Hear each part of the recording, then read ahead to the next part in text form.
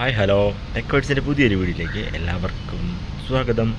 മച്ചന്മാരെ, ഞാനിന്ന് വന്നേക്കുന്നത് നമ്മുടെ ജനറേറ്റർ നമ്മുടെ ഈ കൺട്രോളർ ഇതുപോലെ ഓണാക്കി കഴിഞ്ഞിട്ട് എൻജിൻ സ്റ്റാർട്ട് ഞെക്കുമ്പം ചില സമയത്ത് സ്റ്റാർട്ടാകത്തില്ല. ചില സമയത്ത് ചെറിയൊരു സ്റ്റാർട്ടിങ് മോട്ടറിൻ്റെ അവിടെ ചെറിയൊരു സൗണ്ട് കേട്ടിട്ട് എൻജിൻ സ്റ്റാർട്ടാകാതെ ഇങ്ങനെ നോ സ്റ്റാർട്ട് അല്ലെങ്കിൽ DG നോട്ട് സ്റ്റാർട്ട് അലാറം കാണിച്ചിട്ട് എൻജിൻ നിൽക്കാറുണ്ട്. അപ്പോൾ എന്തുകൊണ്ടാണ് ഇത് കൂടുതൽ സംഭവിക്കുന്നതെന്നാണ് നമ്മൾ നോക്കാൻ വേണ്ടി പോകുന്നത്. അപ്പം നമുക്ക് നേരിട്ട് വീഡിയോയിലേക്ക് പോയാലോ. വീഡിയോയിലേക്ക് പോകുന്നതിന് മുന്നേ ചാനൽ ആദ്യമായിട്ട് കാരണമാണ് ആരെങ്കിലും ഉണ്ടെങ്കിൽ ഒന്ന് സബ്സ്ക്രൈബ് ചെയ്ത് വെച്ചേക്കണം കേട്ടോ. എന്നാലും നമ്മളിവിടുന്ന് പുതിയ വീഡിയോസ് പുതിയ അറിവുകൾ നിങ്ങളിലേക്ക് പെട്ടെന്ന് എത്തത്തുള്ളൂ. അപ്പോൾ നേരിട്ട് നമുക്ക് വീഡിയോയിലേക്ക് പോവാം.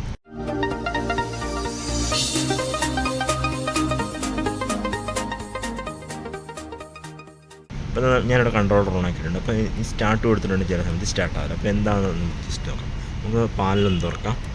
പാനൽ തുറന്നിട്ട് ഇതുണ്ടോ, ഈ ഒരു എഞ്ചിന് കാർഡാണ് ഫുള്ള് വന്നിരിക്കുന്നത്. ചില എഞ്ചിന് ഫുള്ള് കണക്ടറും കാര്യങ്ങളൊക്കെയാണ് വന്നിരിക്കുന്നത്. അപ്പോൾ ഞാൻ എന്തുകൊണ്ടാണ് ചില സമയത്ത് എഞ്ചിൻ സ്റ്റാർട്ടാകാത്തതെന്നാണ് പറയാൻ വേണ്ടി പോകുന്നത്. അപ്പോൾ എന്താണെന്ന് വെച്ചിട്ടുണ്ടെങ്കിൽ നമുക്ക് എഞ്ചിനിൽ നിന്ന് ഒരു നെഗറ്റീവ്, അതായത് കിർലോസ്കർ എഞ്ചിൻ്റെയൊക്കെയാണെങ്കിൽ 1 ആയിരിക്കും വയർ നമ്പർ വന്നിട്ട്. ഞാനിവിടെ കാണിച്ചു തരാം. 1 ഇതുണ്ടോ, 1. ഈ 1 എന്നുള്ള വയർ ബാറ്ററി നെഗറ്റീവാണ്. ഈ ബാറ്ററി നെഗറ്റീവ് പ്രോപ്പറായിട്ട് നമുക്ക് ഈ ഇതുവഴി ഈ കൺട്രോളറിൻ്റെ ഇവിടെ നമുക്ക് രണ്ടാണ് കൺട്രോളർ വർക്ക് ചെയ്യിക്കുന്നത്. 12 വോൾട്ട് പ്ലസ് മൈനസ്. ഈ -1 ആണ്. ഇതുണ്ടോ 1A. അപ്പം ഇവിടെ കറക്റ്റ് നെഗറ്റീവ് കിട്ടിയില്ല എന്നുണ്ടെങ്കിൽ എന്നാ സംഭവം എന്ന് വെച്ചിട്ടുണ്ടെങ്കിൽ എൻജിൻ ഇതുപോലെ ചിലപ്പോൾ ഒന്ന് ടിക്കടിക്കും, എന്നിട്ട് എൻജിൻ സ്റ്റാർട്ടാവില്ല, അല്ലെങ്കിൽ നമ്മുടെ ഈ കൺട്രോളർ ഓൺ ആകത്തില്ല. അങ്ങനെ പല കംപ്ലൈൻറ്റുകളും ഉണ്ട്. അപ്പോൾ നമ്മൾ ഏറ്റവും ആദ്യം നോക്കേണ്ടത് ഈ കൺട്രോളറിൻ്റെ ബേക്കിൽ ഇവിടെ ഈ 2 പിന്നുണ്ടോ. എല്ലാ കൺട്രോളറും ഏകദേശം സെയിം ആയിരിക്കും. ഈ 2 പിന്ന്, ഒന്ന് പ്ലസും ഒന്ന് നെഗറ്റീവാണ്.